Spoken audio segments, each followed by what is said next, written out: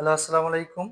সুপ্রিয় ১৮তম শিক্ষক নিবন্ধন পরীক্ষার্থী ভাই ও বোনেরা, আশা করি আপনারা ভালো আছেন। আপনারা অনেকেই জানতে চেয়েছেন যে ভাইভাতে কত পার্সেন্ট পাস করানো হয়। আমরা যদি আপনাদের জানাতে চাই যে গত ১৬তম নিবন্ধনে অর্থাৎ ৪র্থ গণবিজ্ঞপ্তিতে প্রায় ৯৩% প্রার্থীকে কিন্তু ভাইভাতে উত্তীর্ণ করানো হয়েছিল এবং ১৭তমতেও আমরা লক্ষ্য করেছি ৯৪% প্রার্থীকে ভাইভা পরীক্ষার মধ্যে উত্তীর্ণ করা হয়েছিল। তাই আশা রাখি আপনারা বিষয়টি বুঝতে পারছেন। তবে এবার একটু ব্যতিক্রম। যেহেতু এবার অনেক প্রার্থীকে রিটেন পরীক্ষায় পাস করানো হয়েছে, তাই মনে করা হচ্ছে ভাইভাতে কিছু প্রার্থীকে এবার ফেল করাতে পারে এবং পোস্ট যে সাবজেক্টের বেশি ফাঁকা রয়েছে সে সাবজেক্টে কিন্তু বেশি প্রার্থীকে পাস করানো হবে। তবে টেনশনের কিছু নাই। আপনার যদি রেজাল্টে থাকে, আপনার যদি ভাগ্যে থাকে চাকরিটি, তাহলে অবশ্যই আপনারা পাস করবেন।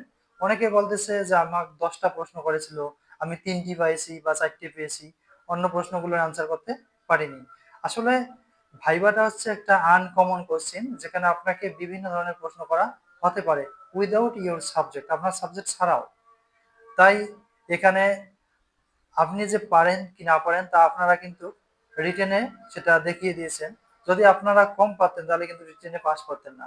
আসলে নিবন্ধনের ক্ষেত্রে উচিত যারা রিটেনে পাস করবে তাদের সকলের চাকরির ব্যবস্থা হওয়া এবং ভাইভাতে উত্তীর্ণ হওয়া।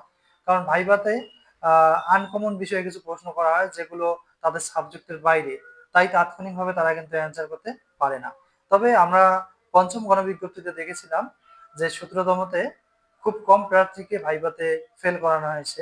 এমনও শোনা গিয়েছে যে ৭-৮টি প্রশ্ন করা হয়েছিল, ১টি বা ২টি অ্যান্সার করেছে, তারপরেও পরীক্ষায় পাস করেছে এবং চাকরি হয়েছে।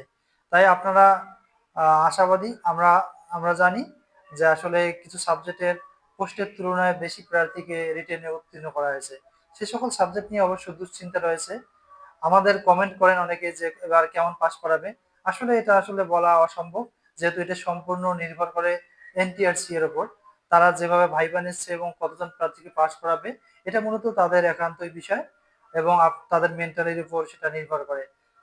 আর একটা কথা হচ্ছে ভাইবা কিন্তু আপনাদের ভাইবা মার্ক তেমন কাজে লাগে না। মেরিট লিস্ট বা চাকরির ক্ষেত্রে সব ক্ষেত্রে আপনাদের রিটেন মার্কসটি বেশি গ্রহণযোগ্য। তো আশা করি আপনারা বিষয়টি বুঝতে পেরেছেন। এরপরেও কোনো বিষয় জানার থাকলে আমাদের কমেন্ট করবেন।